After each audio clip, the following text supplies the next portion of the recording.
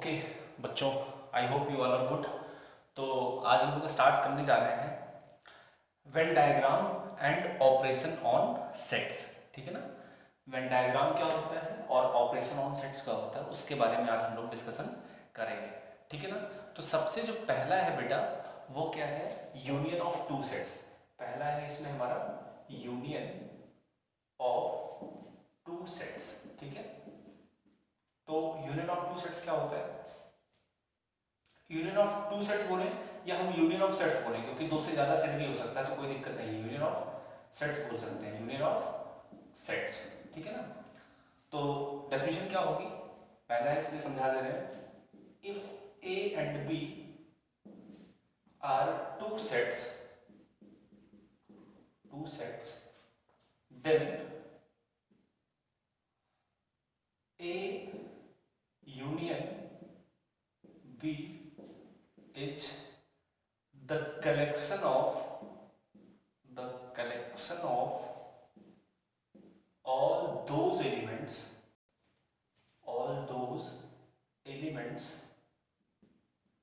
ठीक है ना, which are all those elements which belongs to either A और B और बोथ।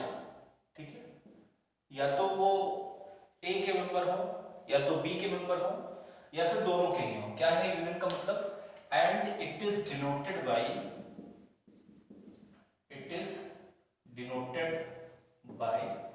A union B। ठीक है ना। ये U बना है, इसको पढ़ते कैसे हैं, इसको पढ़ते हैं A यूनियन B। ठीक है ना। A यूनियन B का मतलब है उस सारे के सारे एलिमेंट्स का कलेक्शन जो A में भी है B में भी है, that is A union B is equal to X such that X belongs to A और X belongs to B। ठीक है ना। मतलब दोनों ही, अभी एग्जांपल लेते तो आपको समझ में आ जाएगा। ठीक है ना। दोनों ही क्या होने चाहिए, सेट में बिलोंग करने चाहिए, मतलब दोनों ही सेट के मेंबर हो सकते हैं, चाहे इसका हो चाहे इसका हो चाहे दोनों में हो। ठीक है ना। और इसको रिप्रेजेंट कैसे करते हैं, and it's Venn diagram is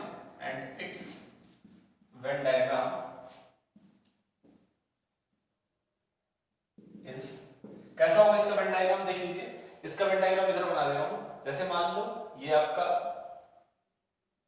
U है, यूनिवर्सल सेट है, और इसमें दो सेट है, एक है A और एक है B। ये मान लीजिए आपका सेट A है और ये आपका सेट B है। तो हमें क्या करना है, सारे एलिमेंट्स को लेना है, चाहे वो सेट A का हो चाहे सेट B का हो। तो सारे एलिमेंट चाहे सेट A का हो और चाहे सेट B का हो, या फिर हम कहें कि दोनों का हो तब भी ले सकते हैं। तो ये पूरा जो सेट डिवीजन आपको दिख रहा है ये हमारा A यूनियन B है, मतलब दोनों ही सेट के एलिमेंट्स को क्या कर रहे हैं, कंबाइन कर दे रहे हैं। ठीक है ना। एग्जांपल समझते हैं तो और अच्छे से समझ में आएगा। ठीक है ना। एग्जांपल समझते हैं, जैसे फॉर एग्जांपल आप नोट कर लीजिए पहले इसको। ओके, नोट कर लिया होगा। जैसे ले लिया A इज इक्वल टू, मैंने ले लिया एग्जांपल है A इज इक्वल टू 1 2 3। ठीक है ना। B इज इक्वल टू ले लिया मैंने, मान लो 3 4 5 6। ओके, तो मैं बोलूं कि A यूनियन B क्या होगा, तो A यूनियन B होगा आपका, इन दोनों एलिमेंट्स को मिला करके लिख दीजिए। दोनों एलिमेंट्स को क्या करना है, मर्ज करके लिखना है। तो A यूनियन B, तो पहले में क्या है 1 2 3, तो लिखेंगे 1 2 3। अब इसमें क्या है 3 4 5, तो 3 दो बार नहीं लिखेंगे ना, क्योंकि सेट के अंदर एलिमेंट रिपीट तो होगा नहीं। तो 3 एक बार ऑलरेडी आ चुका है, तो 3 नहीं लिखेंगे। तो 3 में लिखेंगे, क्या लिखेंगे 4 5 6। तो 4 5 और 6, ये हमारा क्या है, A यूनियन B है। डन। आई होप आपको समझ में आ गया होगा। चलिए एक छोटा सा और ले लेते हैं, दूसरा एग्जांपल अगर मान लीजिए, तो मान लो A दिया है A B C। ठीक है ना। और B दिया है आपका suppose B C D।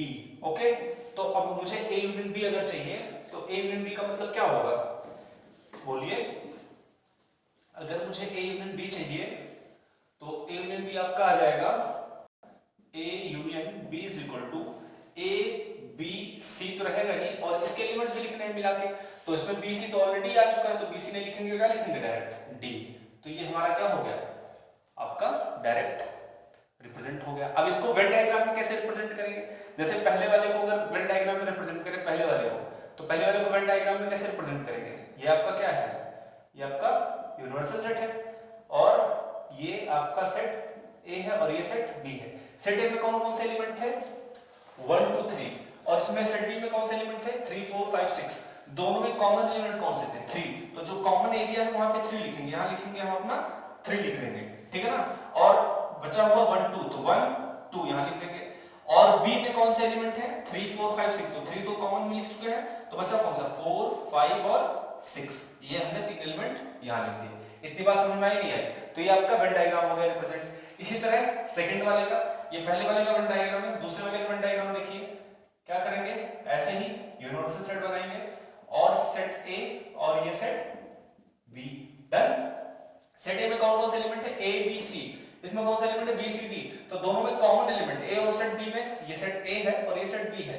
Set A में कॉमन एलिमेंट कौन सा है, बी सी, ए और बी जो दोनों में है, बी और सी, तो जो कॉमन एरिया वहां लिख दीजिए बी और ये सी, ठीक है ना। बचा हुआ एलिमेंट कौन सा था सेट ए में, ए, तो ए यहां लिख दीजिए। इधर बी और सी कॉमन में लिख चुके हैं, बचा कौन सा, डी, तो ये लिख दिया। तो ये हमारा वेन डायग्राम हो गया किसका, पहले वाले का वेन डायग्राम ये है, दूसरे वाले का वेन डायग्राम ये है, ठीक है ना। तो वेन डायग्राम से रिप्रेजेंट करना आपको समझ में आ गया, और सेट में कैसे हम मर्ज करके लिख रहे हैं वो भी आपको समझ में आ गया, डन। तो ये था हमारा क्या, यूनियन ऑफ सेट्स, डन।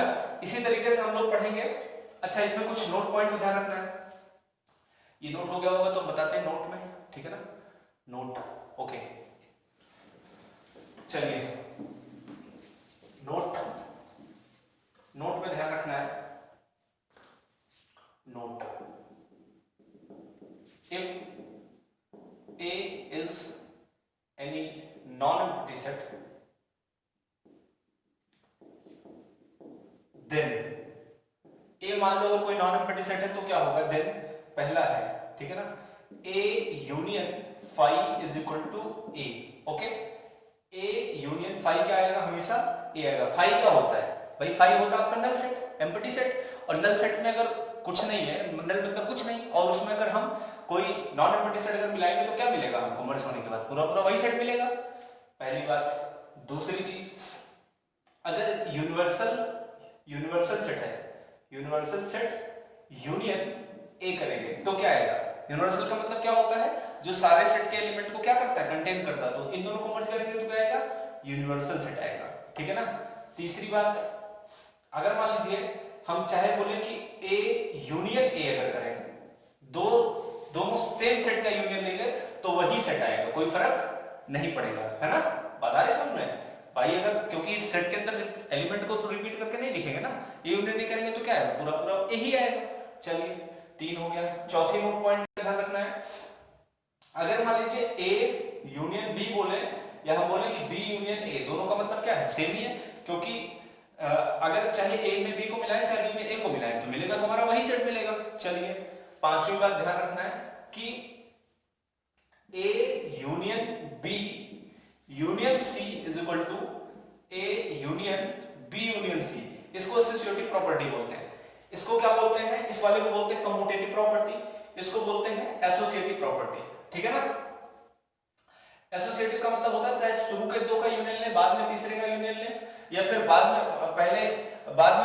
दो का यूनियन ले और उसके बाद पहले वाले से यूनियन ले, तो इन सब का क्या होगा, रिजल्ट सेम आएगा, ठीक है ना। तो ये आप नोट कर लीजिए इसको, ठीक है ना। आई होप आपको समझ में आ गया होगा। इसको बोलते हैं आइडेंटिटी लॉ, कुछ लोग नाम से ही जानते हैं, आइडेंटिटी लॉ बोलते हैं कुछ लोग, इसको यूनिवर्सल लॉ बोलते हैं, यूनिवर्सल लॉ बोलते हैं, इसको कुछ लोग आइडेम्पोटेंट लॉ बोलते हैं, आइडेम्पोटेंट लॉ बोलते हैं, और इसको बोलते हैं कम्यूटेटिव लॉ या प्रॉपर्टी, और इसको बोलते हैं एसोसिएटिव लॉ या प्रॉपर्टी, ठीक है ना। तो आई होप आपको ये समझ में आ गया होगा कि किसको क्या बोलते हैं, डन। चलिए नोट कर लीजिए फटाफट बेटा, नोट हो गया होगा आई होप, हटाएं। चलिए नेक्स्ट हम लोग करते हैं, नेक्स्ट है इंटरसेक्शन ऑफ सेट्स, दूसरा है हमारा इंटरसेक्शन ऑफ सेट्स, ठीक है ना। इंटरसेक्शन ऑफ सेट्स क्या होता है? If A and B are two sets then, ठीक है ना, then the collection of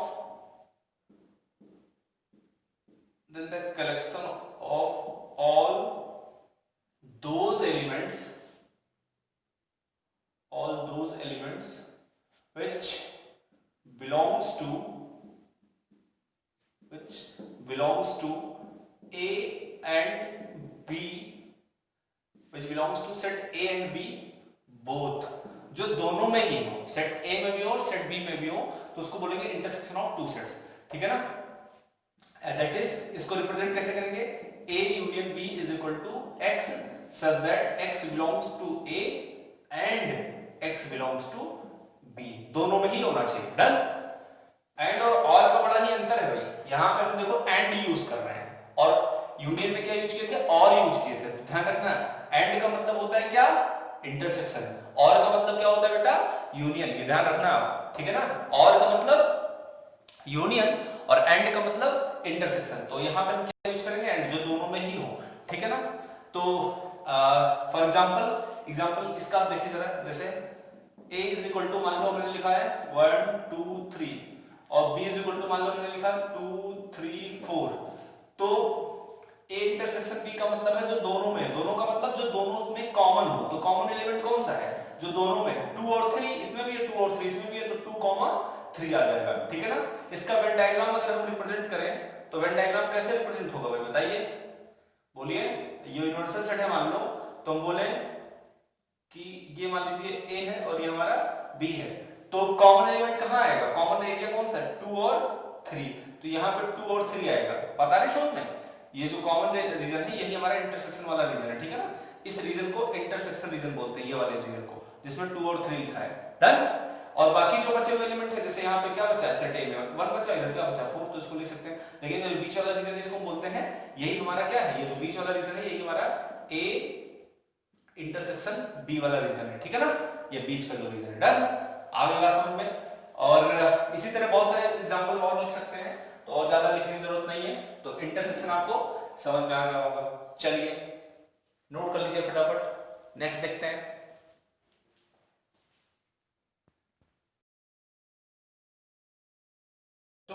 तो आपने देख लिया कि ये हमारा इंटरसेक्शन क्या होता है ना। यूनियन देख लिया और इंटरसेक्शन देख लिया। जैसे हमने यूनियन में प्रॉपर्टीज देखी थी, उसी तरह से इंटरसेक्शन में भी होता है। For any three sets A B C, A intersection 5 क्या होता है? 5 होगा, क्योंकि ए कोई सेट होगा नॉन एम्प्टी और 5 क्या होगा? कोई नॉन एम्प्टी सेट होगा। तो इनके बीच में कॉमन क्या मिलेगा? कुछ नहीं कॉमन मिलेगा, तो क्या मिलेगा? 5 आएगा, है ना। दूसरा क्या है? यूनिवर्सल सेट और ए के बीच में कॉमन है। यूनिवर्सल क्या करता है? हर एक सेट को कंटेन करता है। तो यूनिवर्सल के अंदर पूरा पूरा ए कंटेन होगा, तो इनके बीच का कॉमन क्या आएगा? पूरा ए आएगा। तो यूनिवर्सल लॉ इसको बोलते हैं, इसको आइडेंटिटी लॉ बोलते हैं। ए और ए के बीच में क्या कॉमन है? पूरा पूरा सेट ही कॉमन है, तो पूरा सेट ए आ गया, इसको आइडेंटिटी लॉ बोलते हैं। A intersection B equal to क्या होगा? बी इंटरसेक्शन ए होगा। भाई जो ए और बी के बीच में कॉमन होगा वही बी और ए के बीच में कॉमन होगा। है सही बात कि नहीं? इसको क्या बोलते हैं? कम्यूटेटिव लॉ बोलते हैं। फिर लिखा है A intersection B intersection C is equal to A intersection B intersection C. मतलब पहले मैंने इधर दो के इंटरसेक्शन लिया, फिर तीसरे के साथ लिया, इधर हमने लास्ट के दो का इंटरसेक्शन पहले के साथ लिया है। तो ये एसोसिएटिव लॉ है, ये भी दोनों क्या होंगे? इक्वल होंगे। इतनी बात समझ में आ गई होगी सबको। तो आई होप इसमें कहीं कोई प्रॉब्लम नहीं होगी। अब एक आप हेडिंग डालिए, लिखिए डिस्ट्रीब्यूटिव लॉ, ठीक है ना। डिस्ट्रीब्यूटिव लॉ, अगली हेडिंग है डिस्ट्रीब्यूटिव लॉ, अगली है distributive law. Okay, distributive law. तो डिस्ट्रीब्यूटिव लॉ में पहला है, यहां पहले लिख लेते हैं फॉर एनी थ्री सेट्स, ठीक है ना, ए बी सी, क्या होगा? ध्यान रखना, पहला A intersection B union C, ये क्या होता है? ये आएगा A intersection B, A intersection B union A intersection C, ठीक है ना। डिस्ट्रीब्यूटिव क्यों बोल रहे हैं, देखो जरा, ये ए जो है डिस्ट्रीब्यूट हो रहा है, इसको बोलते हैं इंटरसेक्शन डिस्ट्रीब्यूशन ओवर यूनियन, है ना। दैट इज, इसको क्या बोल सकते हैं, that is intersection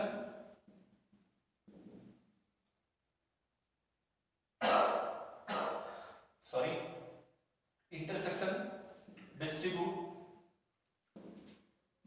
distribution over over union, okay, over union. Second है हमारा A union B intersection C, ये क्या आएगा, A union B intersection A union C.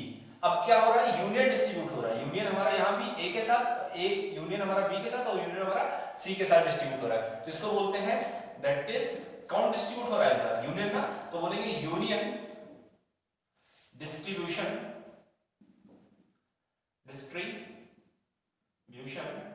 Over intersection, okay, over intersection, done. तो ये आपके दो डिस्ट्रीब्यूटिव प्रॉपर्टी है, इनको आप पहले नोट कर लीजिए अच्छे से, ठीक है ना, फटाफट।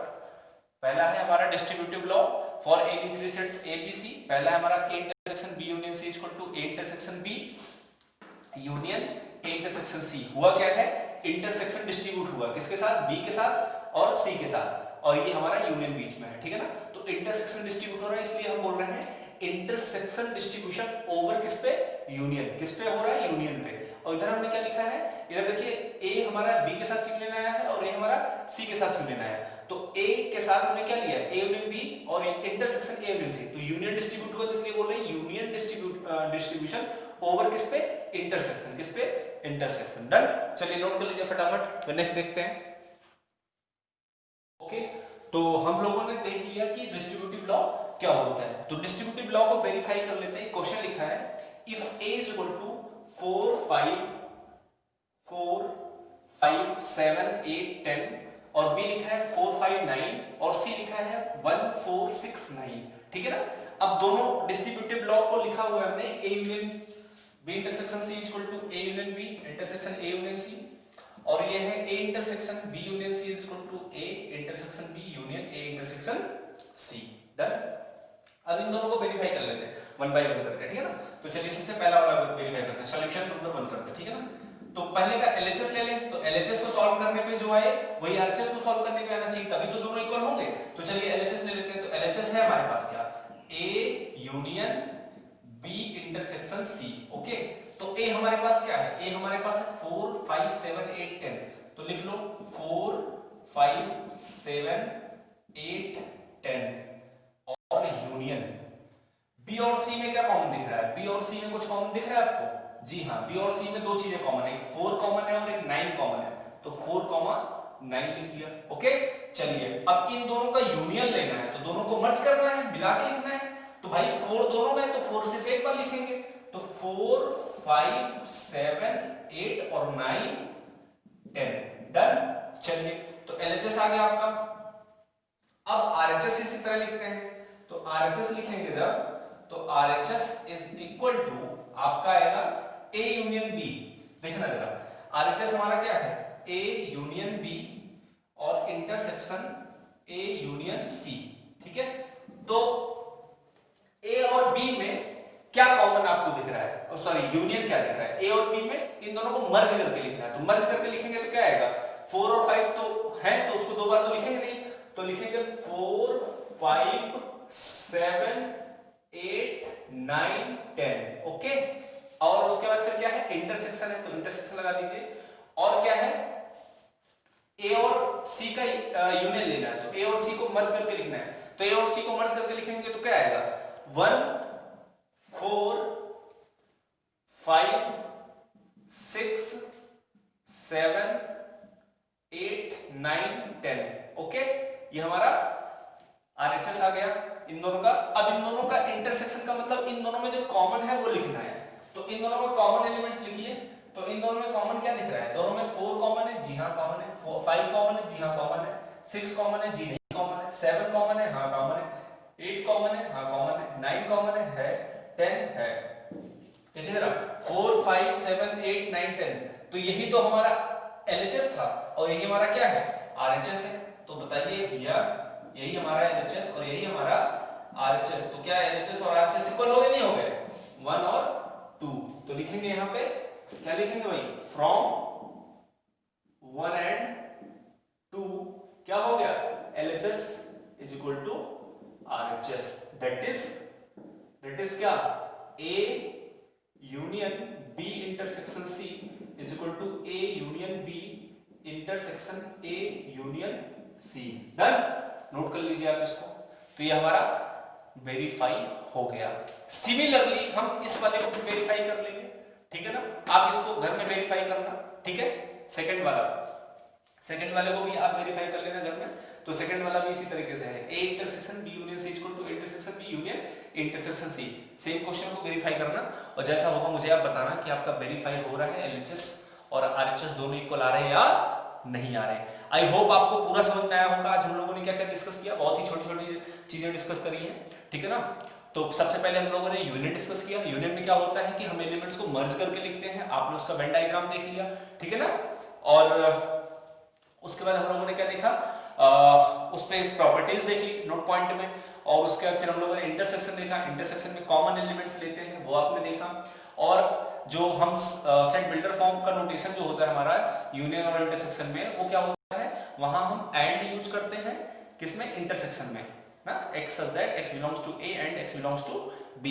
और जो हमारा यूनियन होता है उसमें हम लोग और यूज करते हैं ना, x such that x belongs to A और x belongs to B ना, नोटेशन के लिए। तो ये आपने देख लिया। तो यूनियन में हम कैपिटल U है हमारा सिंबल, और इंटरसेक्शन में उल्टा हुआ U है ना, उल्टा हुआ U, ठीक है। तो ये आपको समझ में आ गया होगा।